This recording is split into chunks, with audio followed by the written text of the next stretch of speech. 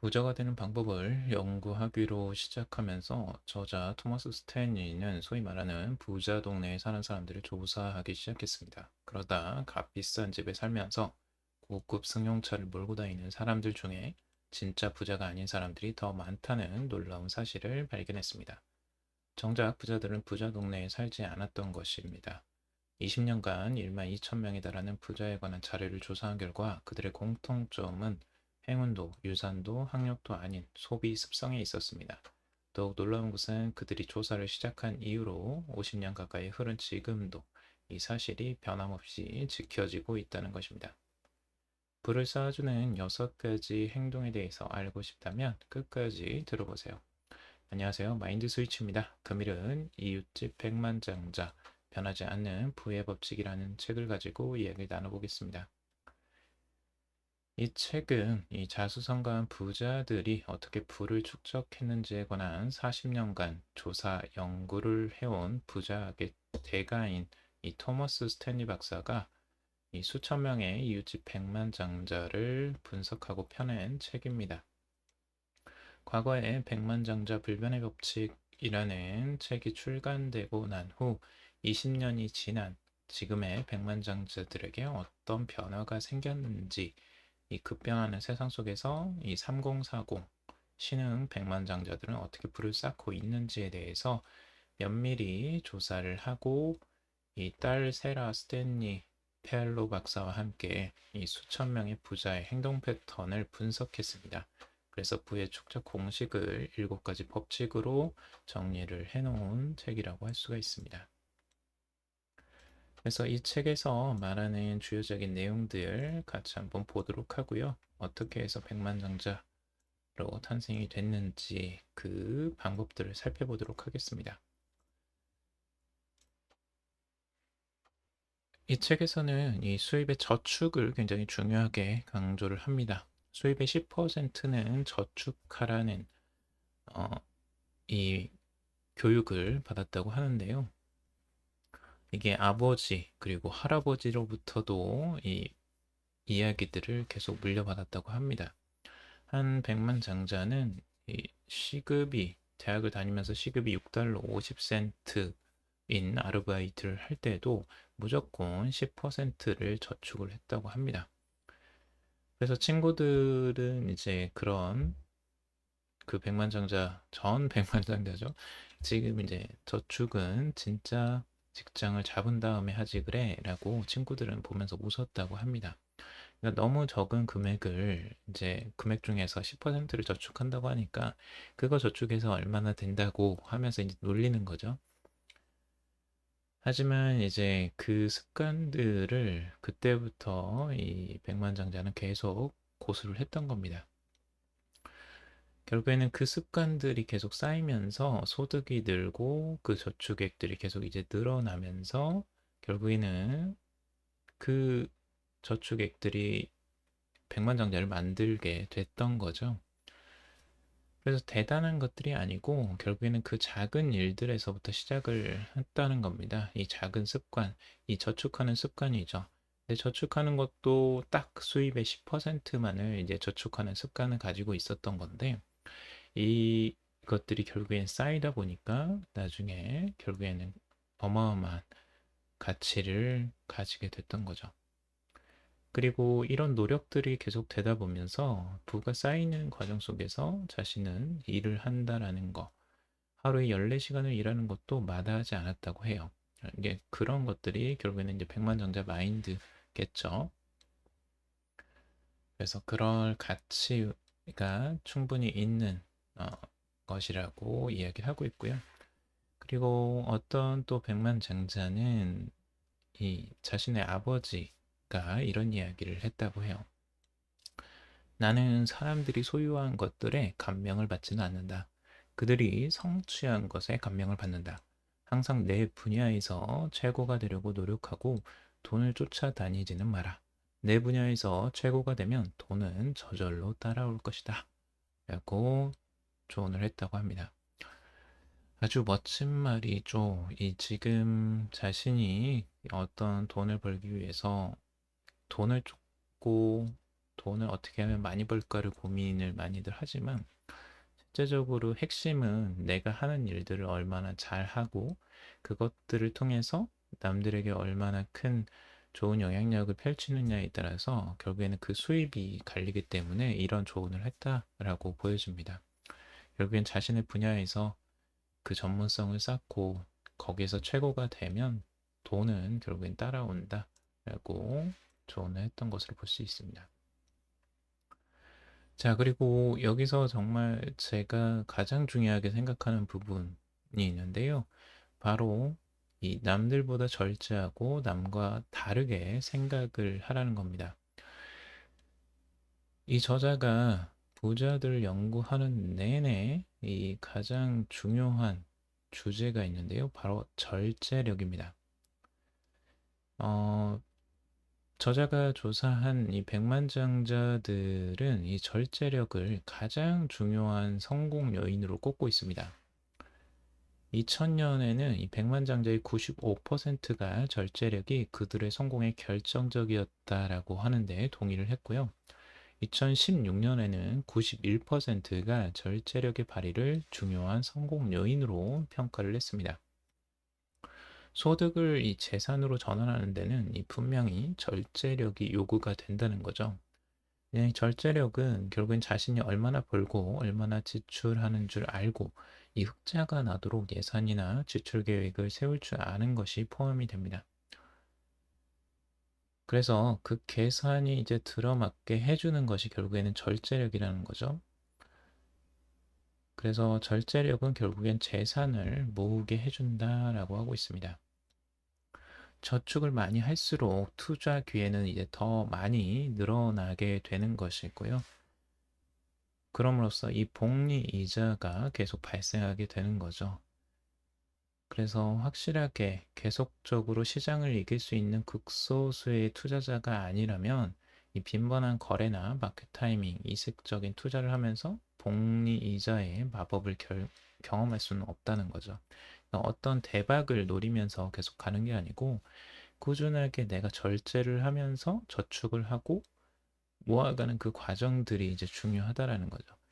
남들이 어떤 소비를 하든 그것에 크게 흔들리지 않는 그 마음. 그게 결국엔 절제력이죠. 그러니까 나를 컨트롤할 수 있는 그 능력이 있었을 때 이 결국에는 저축도 할 수가 있는 거고 소비를 줄여가면서 살아갈 수가 있는 거죠.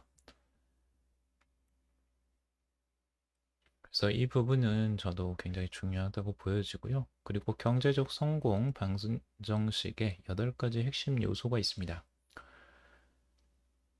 현재도 앞으로도 이 경제가 계속 보상을 제공할 성공 요인은 노력, 성실성, 집중력이다라고 이야기를 하고 있습니다.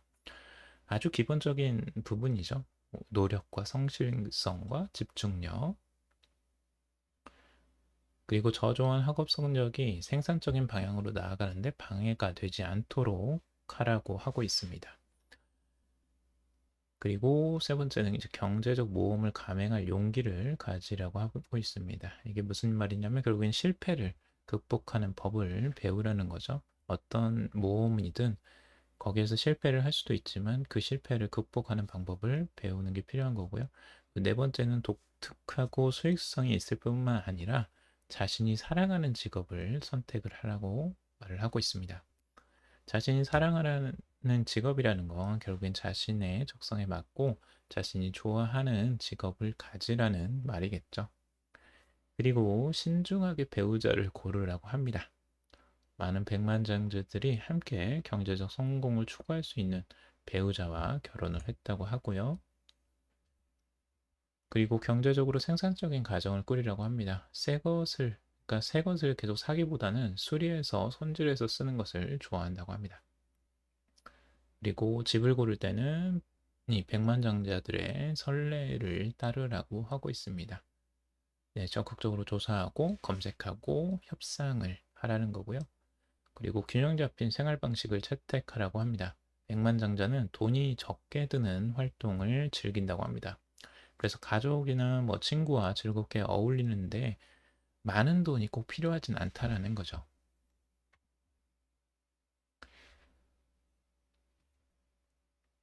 자, 그리고 부를 쌓아주는 6가지 행동에 대해서 저자가 이야기를 하는데요. 첫 번째가 자신감입니다. 이 재무 관리나 투자, 의사결정에 대한 자신감이 있어야 된다는 건데요.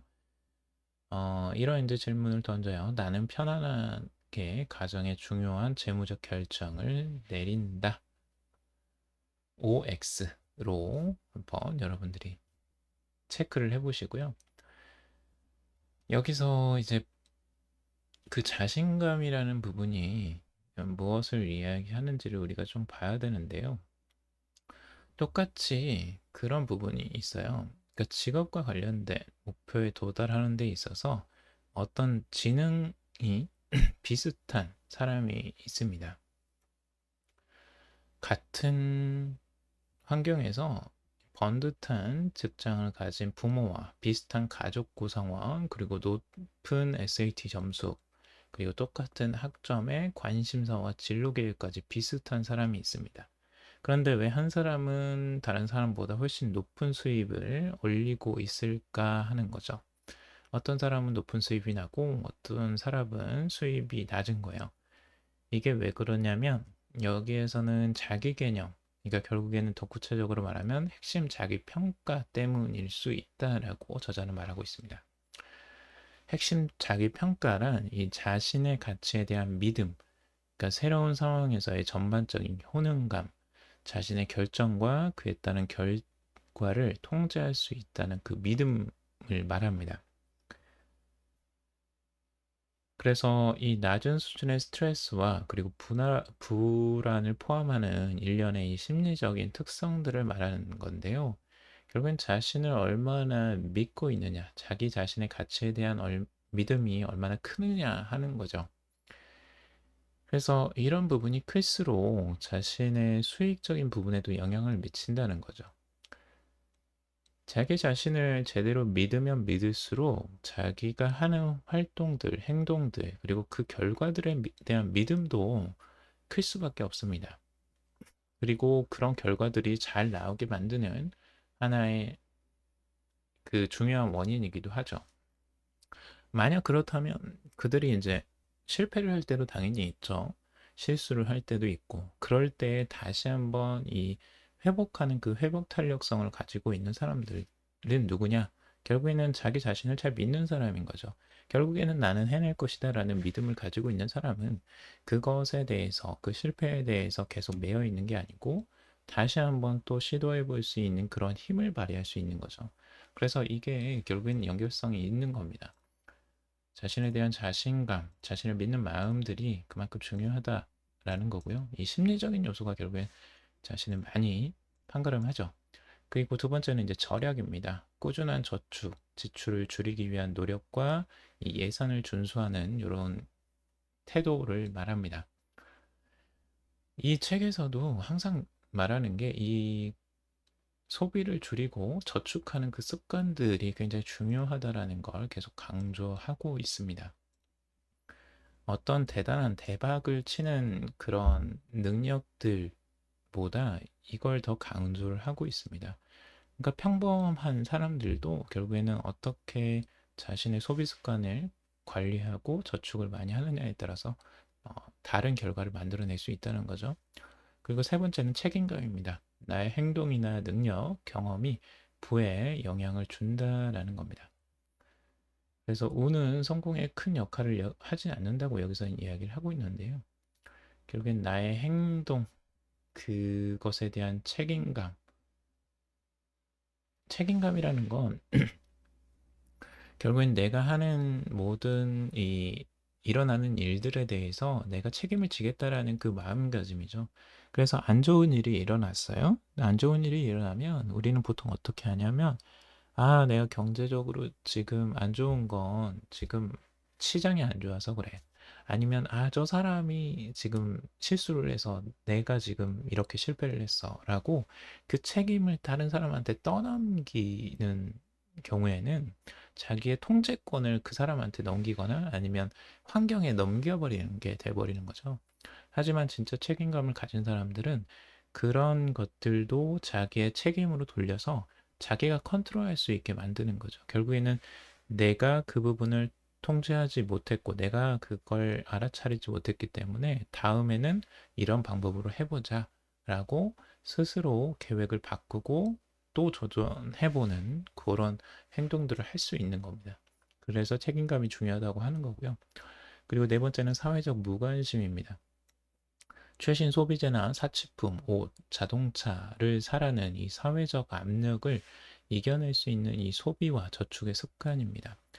이건 소비를 결국엔 관리하게 만드는 건데요. 사회적으로 우리는 인스타그램이나 어떤 유튜브나 뭐 다른 매체에서 어, 소비를 부추기는 그런 피드를 많이 보게 됩니다. 좋은 차를 자랑하는 것들이나 뭐 아주 멋진 시계, 그리고 명품 옷, 명품 가방 이런 것들을 많이들 강조를 하고 부각을 시키려고 하죠. 자, 그런 것들을 자랑하는 이유는 결국에는 어, 나의 본 모습보다는 나의 겉모습을 밖으로 표출하면서 내가 부족한 점을 그걸로 메꾸려고 하는 심리적인 요소들도 분명히 있거든요. 근데 그것들을 보면 다른 사람들 어쩔 수 없는 부분이 그걸 따라하게 됩니다. 그래서 그런 부분들이 나를 소비하게 만드는 심리적인 요인이 되는데 이 요소들을 여러분들이 꼭 알고 인지하고 있는 게 중요합니다. 남들이 좋은 시계를 차고 남들이 좋은 차를 타고 다니고 명품 옷을 입고 다니는 게 내가 꼭 해야 되는 건 아니거든요. 그리고 내 마음이 좀 더 충분히 충족이 되어 있으면 이 부분에 조금 더 덜 흔들리게 됩니다. 그래서 여러분들이 어떤 소비를 하기 전에 여러분들의 심리를 항상 꼭 보셨으면 좋겠어요. 심리적으로 내가 지금 어떤 부족한 부분을 채우려고 나는 소비를 하려고 하는 게 아닐까라는 의심을 한번 해보셨으면 좋겠어요. 그게 내 소비로 그걸 채울 수 있을까도 한번 생각해 보셨으면 좋겠고요. 이것들을 생각하면 여러분들이 훨씬 더 그 소비를 줄이는데 큰 역할을 하게 되실 거라고 저는 확신합니다. 여러분들의 심리를 잘 관리를 하면 소비도 관리를 하실 수가 분명히 있고요. 그런 부분들이 여러분들에게 훨씬 더 좀 더 큰 마음의 그 만족을 줄 수 있는 방법이라고 저는 생각을 합니다. 자, 그리고 다섯 번째는 집중력이죠. 산만하지 않고 업무를 끝내는 힘을 말하고 있습니다. 그래서 목표를 달성하기 위해서 마땅히 해야 할 일을 잘 완수하고 있는지가 중요한 거예요. 결국엔 내가 그걸 해내겠다라는 마음을 먹었으면 끝까지 그걸 해내는 거죠. 이런 것들을, 이런 마음가짐과 태도가 결국엔 내 목표를 이루게 하는 아주 강력한 힘이 되는 거죠. 하지만 처음에는 내가 목표를 해서 나는 부자가 돼야지 아니면 뭐 나는 이 목표를 이룰 거야. 처음에는 이렇게 하지만 하다 보면 흐지부지 되는 경우가 꽤 많죠. 근데 그런 것들을 이겨내는 힘도 꼭 필요합니다. 자, 그리고 여섯 번째, 계획 수립 및 실천입니다. 목표를 설정하고 계획하고 미래를 예측하는 이런 행동들인데요. 결국에는 자신이 일일과 주간과 월간과 연간의 평생 목표를 이런 가지고 있는지를 중요하게 생각합니다. 네, 전체적인 평생의 목표가 꼭 가지고 있지는 않더라도 내가 지금 할 수 있는 것들을 명확히 알고 그런 것들을 실행하느냐가 저는 중요해 보입니다. 그래서 여러분들이 지금 하는 것들에 대해서 명확하게 뭘 해야 되는지를 꼭 파악하시고 그것들을 실천하는 연습을 계속 해보셨으면 좋겠습니다. 저도 항상 그것들을 어, 연습을 계속 하고 있는 과정에 있고요. 여러분들처럼 같이 열심히 달려가고 있으니까 우리 같이 한번 잘 해보자고요. 자, 이렇게 백만장자, 이웃집 백만장자 변하지 않는 부의 법칙에 대해서 이야기를 나눠봤습니다. 아주 이야기를 하다 보니까 너무 길어졌는데요. 하나하나 마음에 되새길 만한 좋은 내용들이 많이 있으니까 같이 공부해 보시고 또 실천도 해보셨으면 좋겠습니다. 오늘은 여기까지 정리해 봤고요. 도움이 되셨다면 좋아요, 구독, 댓글 달아주시면 감사하겠습니다. 여러분들은 무조건 사랑받는 존재입니다. 들어주셔서 감사합니다.